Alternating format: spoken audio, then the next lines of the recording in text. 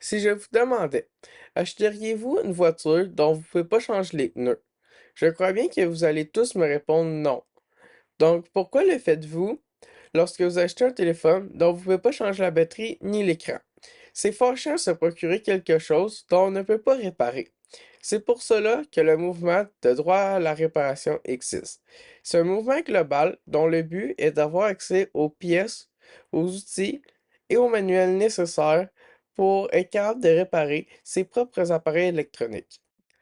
Il est nécessaire d'avoir ce droit car les grandes entreprises d'électronique ne font rien pour aider leurs consommateurs lorsque leurs produits brisent ou qu'ils ne fonctionnent tout simplement plus. Ils instaurent aussi des systèmes qui empêchent les utilisateurs de changer les pièces de leurs appareils si ce n'est pas des pièces d'origine. Donc, cela crée un monopole de réparation qui leur permettent de surcharger pour les pièces de réparation et pour faire la réparation. Cela incite donc les consommateurs à acheter des nouveaux produits au lieu de se servir de ce qui pourrait encore fonctionner. Puis cela entraîne beaucoup de gaspillage de ressources précieuses. C'est pour ça que je trouve ça important d'en parler. Pour aider à la réparation, Apple propose un service où on peut louer les outils et les appareils nécessaires pour pouvoir réparer ses téléphones et ses autres appareils Apple.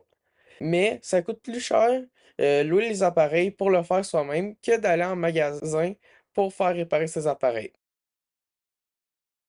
Ici, au Canada, même si vous avez les connaissances, le temps et le courage pour le faire, vous ne pouvez pas le faire car ce programme n'est pas encore disponible ici. Par contre, si vous voulez réparer vos appareils vous-même ici au Canada et que ça ne vous dérange pas de ne pas avoir des pièces d'origine avec les messages d'erreur qui viennent avec, vous pouvez toujours acheter des pièces sur des sites comme iFixit et sur Amazon.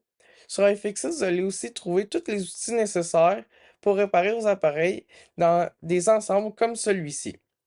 Cette situation est vraiment déplorable à cause du nombre de minéraux gaspillés comme le cuivre, l'or, le titane et bien d'autres. Il est inconcevable que la population dépense autant d'argent que cela sur des nouveaux téléphones presque à chaque année ou aux 2 ans. Certains n'ont pas le choix de le faire parce qu'ils brisent souvent leur téléphone et que c'est plus rentable de le changer que de le faire réparer. Cette situation est fâcheuse quand on voit le nombre de téléphones qui sont gaspillés chaque année. Le pire de tout cela, c'est que la majorité de ces appareils pourraient être réparés si les compagnies voudraient bien fournir les pièces nécessaires pour leur redonner une deuxième vie. L'une des causes du problème est que la majorité des grandes compagnies d'électronique sont juste là pour faire de l'argent et pour rendre leurs détenteurs d'actions heureux. Ils ne sont pas là pour l'environnement et la planète. Ce n'est pas toutes les compagnies qui sont comme Fairphone qui fabriquent les téléphones les plus réparables sur le marché. Il y a aussi Apple qui s'est beaucoup amélioré au niveau environnemental dans ces dernières années. Par exemple, ils utilisent de plus en plus de matériaux recyclés, surtout les minéraux, et ils visent la carboneutralité d'ici 2030 avec plusieurs programmes qu'ils ont mis en place. Il y a aussi d'autres compagnies comme Samsung et Google qui ne s'améliorent pas au niveau environnemental.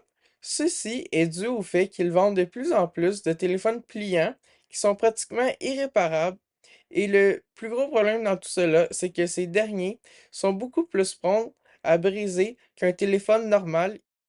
Pour conclure ce reportage, il est à souhaiter que ce problème soit résolu d'ici quelques années. Grâce à la pression mise par l'Union européenne sur les compagnies et à leurs lois sur les déchets électroniques, celle-ci fait en sorte que tous les téléphones vendus à partir de 2027 devront avoir des batteries remplaçables par leurs utilisateurs et que les compagnies devront fournir des pièces de rechange pour leurs appareils 10 ans après leur sortie. Il faudra voir si cela se réalise vraiment. J'en doute, mais il ne faut pas se mentir que c'est pas juste les compagnies qui sont les coupables de ce problème, les utilisateurs ont aussi leur partie à jouer.